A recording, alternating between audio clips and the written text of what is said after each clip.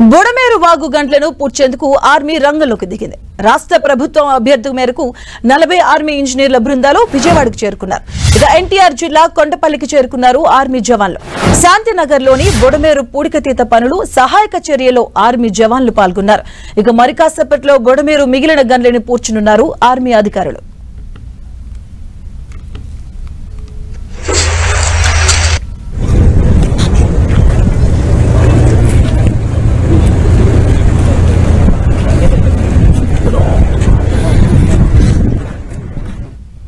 తెల్లవారుజామున 3:30 బుడమేరు వాగుకు పడ్డ రెండో గండిని ఆర్మీ ఇంజనీర్లు పూడ్చారు. బుడమేరు గండ్లు పూడ్చివేత పనులు దగ్గరుంచి పరిశీలిస్తున్నారు మంత్రి నిర్మల రామానాయుడు.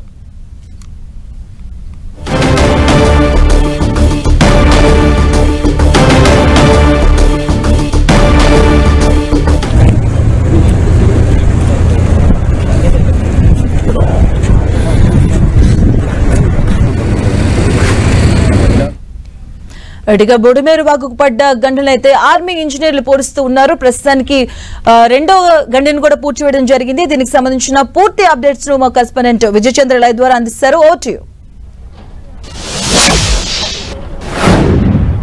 బుడమేరుకు సంబంధించినటువంటి గంటలు ఏవైతే ఉన్నాయో వాటిని పూర్తి స్థాయిలో పూర్తివేయడం జరుగుతూ ఉంది. 3 గంటలను అధికార యంత్రాంగం నిరంతరం ఏమాత్రము ఎక్కడే కానీ విసుగు విరామం లేకోకుండా పూడ్చివేయడం జరుగుతూ ఉంది. ఇప్పుడు మనం ఈ బుడమేరుకు పడినటువంటి అతి పెద్ద గండి ఉన్నటువంటి ప్రాంతంలోనూ 3 గంటలు పడడంతో ఇక్కడ పూర్తి స్థాయిలో ఉన్నటువంటి నీరన్నీ కూడాను విజయవాడ నగరం వైపు పుచ్చుకొని రావడం, ఇక్కడ వేలాది ఎకరాలను ఈ నీరు ముంచెత్తుతూ సింగనగర్ను కూడా ముంచెత్తడం జరిగింది. దీంతో అక్కడ పెద్ద ఎత్తున ఆస్తి నష్టం జరిగింది. ఇప్పుడు మనం ఉన్నటువంటి ఏదైతే ఉందో ఇది ఈ 3 గంటలకు కూడాను అతి పెద్ద గండి అని చెప్పచ్చు. ఇప్పటికి కూడాను నీరు ఫోర్స్గా వెళ్ళడం చూస్తూ ఉన్నాము. ఈ నూరంతా కూడాను సింగనగర్ వైపు విజయవాడ నగరం వైపు వెళతా ఉంది. వీటిని గండి కొట్టడం ద్వారా ఈ గండికి పూడ్చడం ద్వారా ఈ అదుపునైతే కనుక చేసే అవకాశం ఉంది. అధికార యంత్రాంగము గడిచిన 3 రోజులుగా దీనికి సంబంధించిన వ్యవహారాలన్నింటినీ కూడా చూస్తూ ఉంది. మంత్రి నిమ్మల రామానాయుడు ఈ అధికారులను దగ్గరుండి ఆయన ఇక్కడే స్టే చేస్తూ దీనికి సంబంధించినటువంటి వ్యవహారాలన్నింటినీ కూడాను చూస్తూ ఉన్నారు. మంత్రి నిమ్మల రామానాయుడు, బీజేపీ రాష్ట్ర అధ్యక్షురాలు పురంధేశ్వరి వీరిద్దరు కూడాను దీనికి సంబంధించినటువంటి పనులను ఇప్పుడు ప్రస్తుతం పర్యవేక్షిస్తూ ఉన్నారు. మంత్రి పురంధేశ్వరి ఉన్నారు, వారిని అడిగి తెలుస్తున్నాం. మేడం, ఇప్పుడు దీనికి సంబంధించి చూస్తే చాలా ఆశలు కేంద్ర ప్రభుత్వం మీదనే చాలా ఆశలు పెట్టుకున్నటువంటి పరిస్థితి. మరి ఏం చెప్తారు?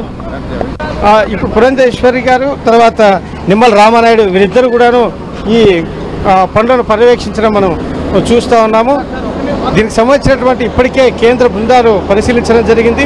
అయితే రాష్ట్ర ప్రభుత్వము రాష్ట్ర ప్రజానీకము ఎంత మేరకు కేంద్రం సహాయం చేస్తుందనే దాని మీద ప్రధానంగా ఆసక్తి నెలకొందని చెప్పొచ్చు. వీటన్నిటి మీద చూస్తే పురంధేశ్వరి మీడియాతో మాట్లాడుతున్నారు. పురంధేశ్వరి ఏం చెప్తారో విందాం.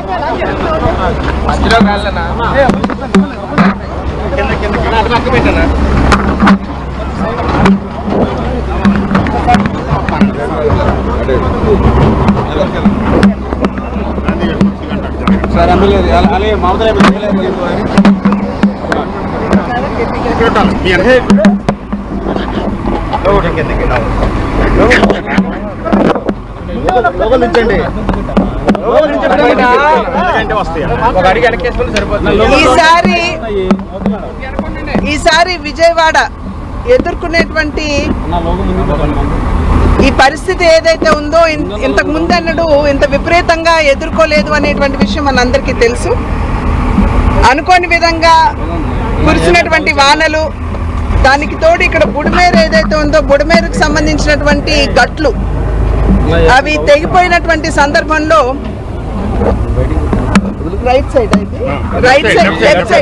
లెఫ్ట్ సైడ్ ఏదైతే ఉందో అంటే విజయవాడ వైపుకి 3 గంటలు పట్టడం, అదే విధంగా రెండో వైపున 7 గంటలు పట్టడం. ఇది దీని వలన మొత్తం విజయవాడ మునిగిపోయేటువంటి పరిస్థితిని మనం అందరం కూడా చూస్తున్నాం ఇవాళ. ఇది చాలా బాధాకరం. వేలాది మంది ప్రజలు ఇవాళ ఇబ్బందుల్లో ఉన్నారు. అయినప్పటికీ కూడా రాష్ట్ర కేంద్ర ప్రభుత్వాలు రెండూ కూడా, ఇటు బాబు గారి నాయకత్వంలో రాష్ట్ర ప్రభుత్వం, అటు మోడీ గారి నాయకత్వంలో కేంద్ర ప్రభుత్వం, ఈ రెండు ప్రభుత్వాలు మంచి సమన్వయంతో పనిచేసి ముందుకు వెళ్తున్నటువంటి సందర్భంలో ఒక రకంగా చెప్పాలంటే రికార్డ్ సమయంలో ప్రజల సమస్యల్ని అర్థం చేసుకుంటూ ప్రజల్ని ఆదుకుంటూ ఈ రోజు ప్రభుత్వాలు ముందుకు వెళ్తున్నటువంటి విషయాన్ని మనం అందరం కూడా ఇక్కడ గమనించాలి.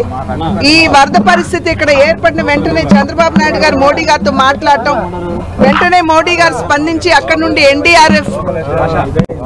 ఎన్డీఆర్ఎఫ్ టీమ్స్ ఏదైతే ఉన్నాయో వారిని ఇక్కడ పంపించడం, అదే విధంగా ఇవాళ నిన్ననే ఆర్మీ వాళ్ళు కూడా వచ్చారు. 3వ గంట ఏదైతే ఉందో ఇక్కడ పూడ్చడానికి రాష్ట్రానికి తమ సహకారాన్ని అందించడానికి ఆర్మీ కూడా ఇక్కడికి రావడం, ఇదంతా చూసినట్లయితే సమన్వయంతో ప్రజల కష్టాలు తీర్చడానికి ఏ విధంగా కేంద్ర రాష్ట్ర ప్రభుత్వాలు పనిచేస్తున్నాయో ప్రజలందరూ కూడా గమనిస్తున్నారు అని చెప్పి నేను భావిస్తున్నాను.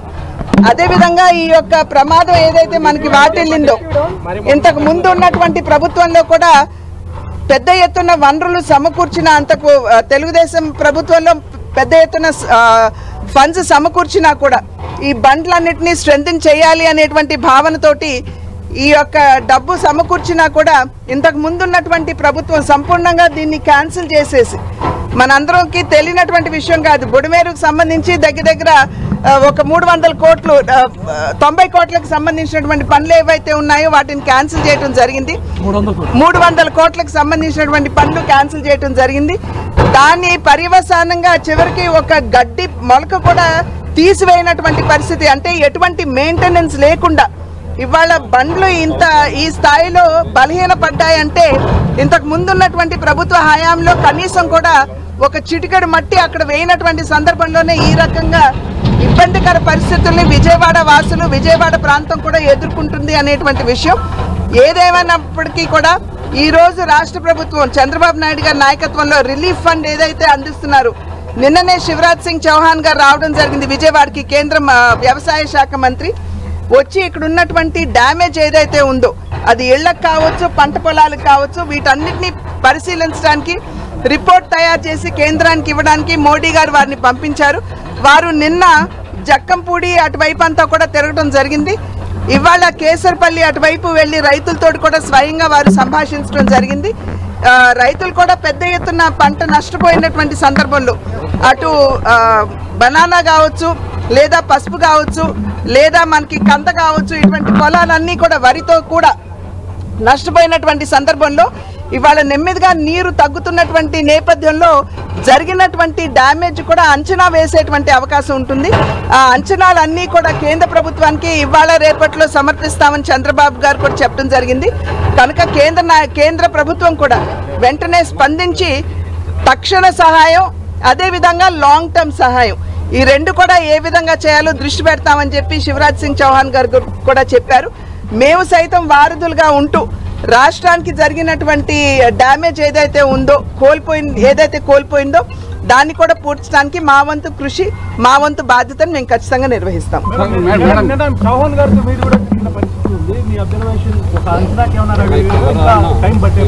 టైం పడుతుందండి, ఎందుకంటే ఇప్పుడు పంట పొలాలు ఉన్నాయి. ఏ మేరకి పంట పొలాలు నష్టపోయారు అన్నది ఒక అంచనాగా మనం చెప్పేసేయచ్చు. బట్ పంట నష్టం ఏదైతే ఉందో కొన్ని చోట్ల అయితే ఒకవేళ అవి కోలుకునే పరిస్థితి ఉందా, లేదా అది సంపూర్ణంగా నష్టపోతారా, చాలా వరకు కూడా సంపూర్ణంగా నష్టపోయేటువంటి పరిస్థితిని చూస్తున్నాం. కానీ ఇవన్నీ అంచనా వేయాలంటే నీరు కాస్త తగ్గాలి. అదేవిధంగా ఇప్పుడు మన జక్కంపూడి అటు వెళ్ళాను, నిన్న గ్రౌండ్ ఫ్లోర్ మొత్తం మునిగిపోయినటువంటి పరిస్థితి చూసాం మనం. అంటే అక్కడ ఉన్నటువంటి ఎలక్ట్రానిక్స్ కావచ్చు, అంటే ఫ్రిడ్జ్లతో సైతం అక్కడ ప్రజలు కోల్పోవడం జరిగింది. వాహనాలు కోల్పోయారు, తోపుడు బళ్ళ మీద వ్యాపారాలు చేసుకునేటువంటి వారు తోపుడు బళ్ళు కోల్పోయారు. ఇవన్నీ కూడా అంచనా వేయాలంటే ఎన్యూమరేషన్ అనేది జరగాలి. కనుక షార్ట్ టర్మ్ హెల్ప్, అదేవిధంగా లాంగ్ టర్మ్ హెల్ప్, ఈ రెండింటి మీద కూడా కేంద్ర ప్రభుత్వం దృష్టి పెడతారు. చెప్పాను కదండి, ఆల్రెడీ ఎస్డీఆర్ఎఫ్ కింద 3,400 కోట్ల రూపాయలు పాస్ చేసి ఉన్నాయి. ఎస్డీఆర్ఎఫ్ కింద దాంట్లో కేంద్ర ప్రభుత్వం యొక్క భాగస్వామ్యం కూడా ఉంది. అండ్ రాబోయే కాలంలో కూడా శివరాజ్ సింగ్ చౌహాన్ గారు వెళ్ళి చెప్పిన తర్వాత తక్షణ సహాయం డెఫినెట్ గా ఒక అంచనాకు రావడం.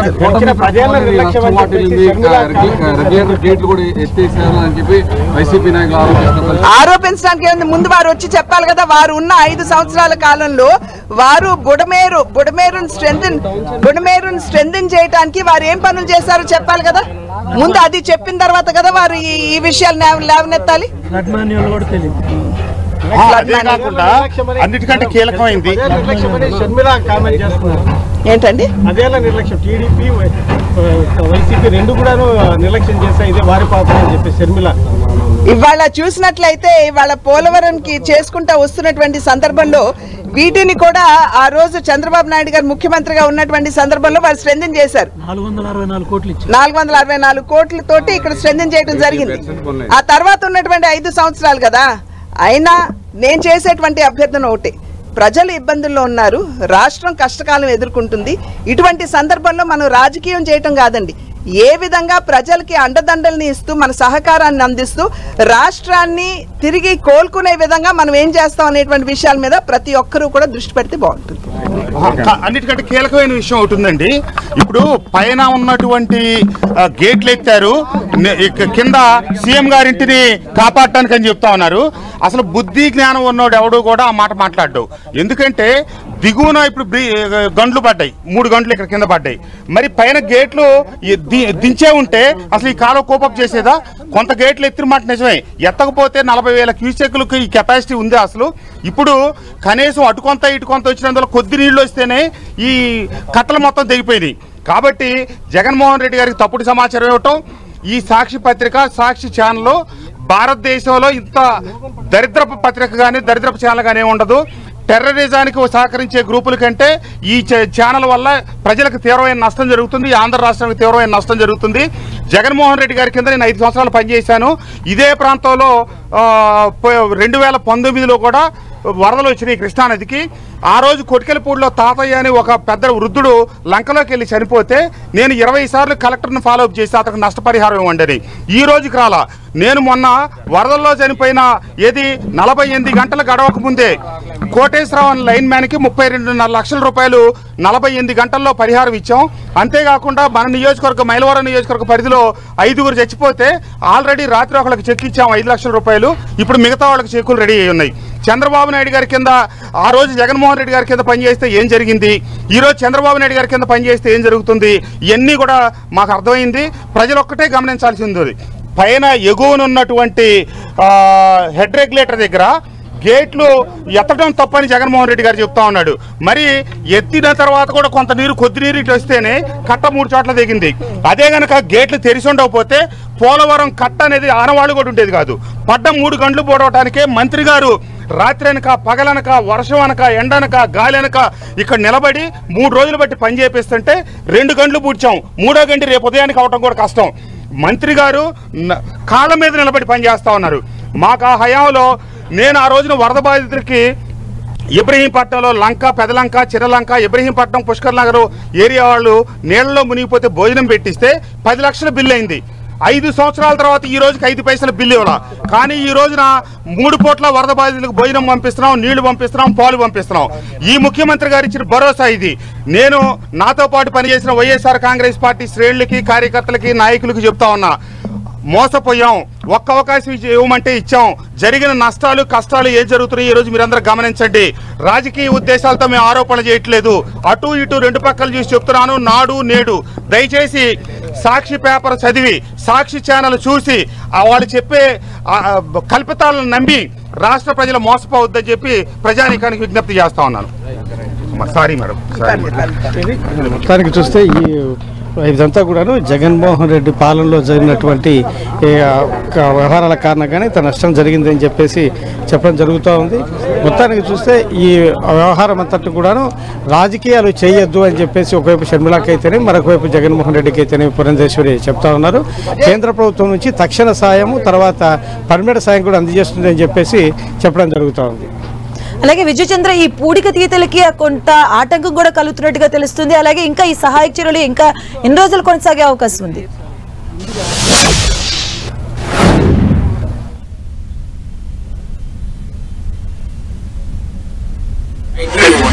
ఇప్పుడు